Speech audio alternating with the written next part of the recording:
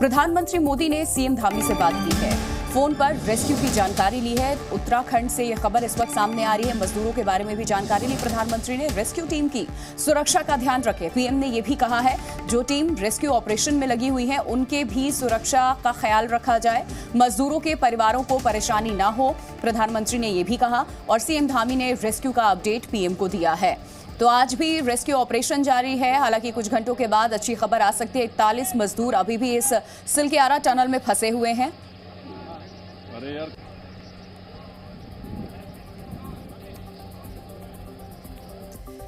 तो अभी आपको बता दें कि रेस्क्यू ऑपरेशन जारी है। हालांकि किसी भी वक्त यहां से अच्छी खबर सामने आ सकती है, लेकिन रेस्क्यू पर 4 बड़े अपडेट क्या है वो भी आपको बता देते हैं। ये अपडेट इस वक्त जान लीजिए जो जानकारी सामने आ रही है। सबसे पहले कि टनल के बाहर पुलिस बुलाई गई है। इसके अलावा 41 एम्बुलेंस भी तैयार किए गए, क्योंकि मजदूरों की जो संख्या जो टनल में फंसे हुए हैं उनकी भी 41 एम्बुलेंस यहां पर तैनात है। एयर एम्बुलेंस भी अलर्ट पर है।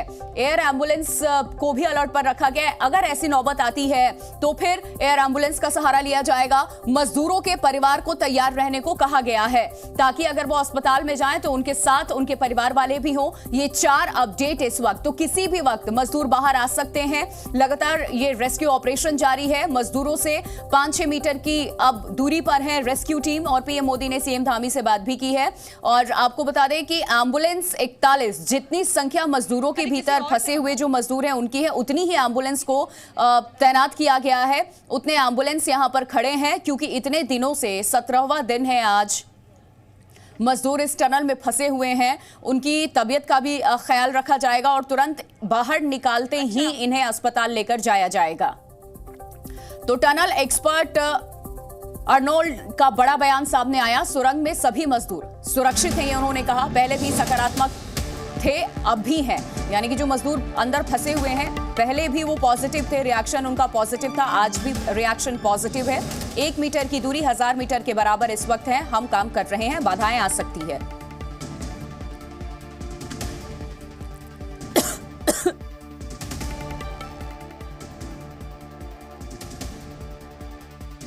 big time for everybody.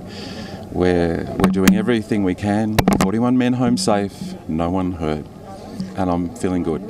What was the most difficult part, sir? When we have 41 men, I'll talk to everybody forever. Very big time for everybody. We're doing everything we can. 41 men home safe, no one hurt, and I'm feeling good. What was the most difficult part, sir? When we have 41 men, I'll talk to everybody forever. Very big time for everybody. We're doing everything we can.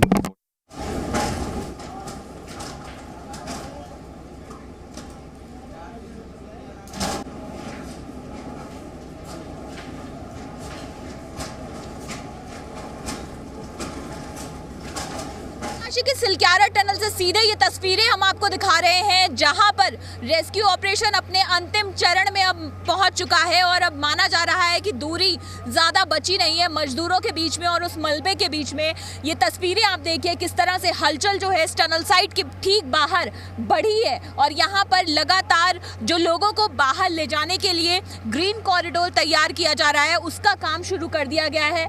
Tunnel के अंदर भी इस समय तमाम workers जो हैं वो दिखाई दे रहे हैं। और इसके बाद अब यहाँ पर जितने भी सुरक्षा कर्मी तैनात थे उनकी ब्रीफिंग करके ग्रीन कॉरिडोर की व्यवस्था जो है उसको अमली जामा पहनाने की प्रक्रिया जो है शुरू कर दी गई है।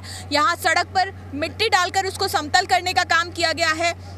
और इसके साथ पीछे आपको दिखाई देंगे एनडीआरएफ की टुकड़ी, एनडीआरएफ के वो जवान और एसडीआरएफ के जवान जो इस पूरे रेस्क्यू ऑपरेशन को अंत में जिनका रोल बहुत अहम होगा और वो इस पूरे रेस्क्यू ऑपरेशन को अंजाम देंगे। तो अलग अलग टीमें मौजूद हैं, हर एंगल से हर जगह से इस पूरे रेस्क्यू ऑपरेशन को समझने की कोशिश की गई।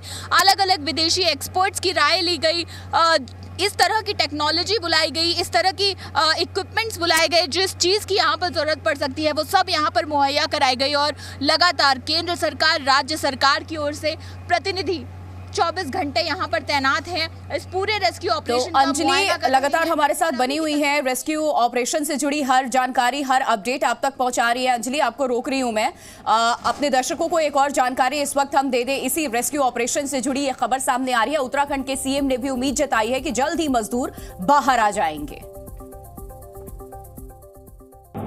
हम उम्मीद कर रहे हैं कि जिस प्रकार से काम चल रहा है बहुत जल्दी ब्रेक थ्रू हो जाएगा और पाइप आर पार होते ही उन सबको निकालने की जो प्रक्रिया है उस प्रक्रिया को शुरू किया जाएगा। सभी लोग ठीक हैं और सब पूरी ऊर्जा के साथ और सभी एक सकारात्मक रूप से सभी के अंदर, मैंने सभी से भेंट की है, सभी को देखा है अंदर, जितने भी लोग काम कर रहे हैं सभी ने इस प्रकार की संभावना व्यक्त करी है। लगभग 52 मीटर जा चुका है। ऐसी संभावना है कि 57 मीटर के आसपास जो है ब्रेक थ्रू हो जाएगा। तो ये पूरा पाइप जब चला जाएगा, अभी 1 मीटर तो मेरे सामने ही गया है, तो पहले 51 था और 2 मीटर और चला जाएगा तो ये लगभग 54 मीटर हो जाएगा। इसके बाद एक पाइप और लगेगा। तो उत्तराखंड के मुख्यमंत्री पुष्कर सिंह धामी को सुना आपने और उन्होंने भी कहा कि अब थोड़ा वक्त और लगेगा और उसके बाद 41 मजदूर बाहर आ जाएंगे। नवीन भटनागर हैं, पूर्व डीआईजी एनडीआरएफ के हमारे साथ इस वक्त, और इसके अलावा पीके मिश्रा जी हैं, रिटायर अधिकारी हैं एनडीआरएफ से।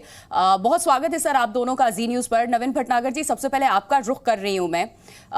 एनडीआरएफ में आप सेवाएं अपनी दे चुके हैं, कार्यरत रहे हैं आप। इस तरीके की जब घटना होती है सर, तो किन किन चीजों को, या फिर इस तरीके से जब काम भी चल रहा होता है तो स्टैंड बाय पर रखना होता है, जब आप रेस्क्यू ऑपरेशन को अंजाम दे रहे होते हैं तो प्लान ए, प्लान बी, इसके अलावा भी पैरेलल कोई और प्लान होना चाहिए। शायद वो सारी चीजें होती तो इतना वक्त नहीं लगा होता। देखिए, प्लान तो सारे कामयाब हुए हैं और बनाए भी गए हैं, लेकिन वक्त की जहाँ तक आप बात कर रही हैं तो ये कहाँ पर कैसे सडनली डिजास्टर का तो मतलब यही होता है क्राइसिस का कि कभी भी कहीं भी कोई भी ऐसी घटना आ जाती है बीच में जिसके लिए अनप्रिडिक्टेबल होता है, जिसके लिए आप प्रिडिक्ट नहीं कर पाते और वो हो जाती है। तो ये घटना कुछ ऐसी ही थी कि जो अनप्रिडिक्टेड थी। अब हमारी तैयारी थी और प्लानिंग कर ली गई थी, लेकिन अब वो बीच के अंदर ऐसी समस्या आ गई। लेकिन अब क्या कर सकते हैं, आई है तो उससे निपटने के लिए साधन हैं और उन साधन का इस्तेमाल करके हम लोग जा रहे हैं। अब इसमें आर्मी को भी बुलाना पड़ा, जो रेड माइनिंग के लिए एक्सपर्ट हैं, जो ये करते रहते हैं, तो उनकी मदद ली गई और उन लोगों ने डे नाइट काम करके और इसकी सफलता में एक 4 चांद लगा दिए। अभी अंतिम जो हमारी तैयारी है वो यही है, हमारा जो केसिंग पाइप आ रहा है ये हमारा अंत समय मतलब पूरे ओपनिंग तक चला जाए, क्योंकि इसका जाना ज़रूरी है। ये जाएगा, हमारे एनडीआरएफ वाले क्रॉलिंग करके पूरे इक्विपमेंट के साथ जाएंगे। हमारे पास सारे इक्विपमेंट है, कोई प्रॉब्लम नहीं है। और जिस प्रकार से सेंट्रल गवर्नमेंट ने जी बिल्कुल नवीन जी, वापस मैं आपका रुख करूंगी। कुछ तस्वीरें सामने आ रही है, वो अपने दर्शकों को मैं दिखा दूं। रैट माइनिंग से बाकी का मलबा भी निकाला जा रहा है। मजदूरों तक पहुंचने के लिए 5 मीटर की दूरी अभी बची हुई है। मजदूरों को पाइप के जरिए एक एक करके बाहर निकाला जाएगा और मजदूरों के बाहर आते ही उन्हें अस्पताल ले जाया जाएगा। इसके लिए टनल के बाहर 41 एम्बुलेंस तैनात है, वहीं एयर एम्बुलेंस को भी अलर्ट पर रखा गया। ये 3 तस्वीरें हम उसी की आपको दिखा रहे हैं। अभी रेस्क्यू ऑपरेशन कंप्लीट हुआ नहीं है, कुछ घंटों का वक्त और लग सकता है। 5 मीटर की दूरी अभी बाकी है और कुछ इस तरीके से पाइप के जरिए जो रैट माइनिंग की टीम है वो भी लगातार लगी हुई है। मजदूरों को बाहर निकाला जाएगा। 41 एम्बुलेंस तैयार कर दिए गए हैं। इसके अलावा एयर एम्बुलेंस को भी अलर्ट पर रखा गया। पुलिस टीम भी मौजूद है। परिवार को संदेश भेजा जा चुका है।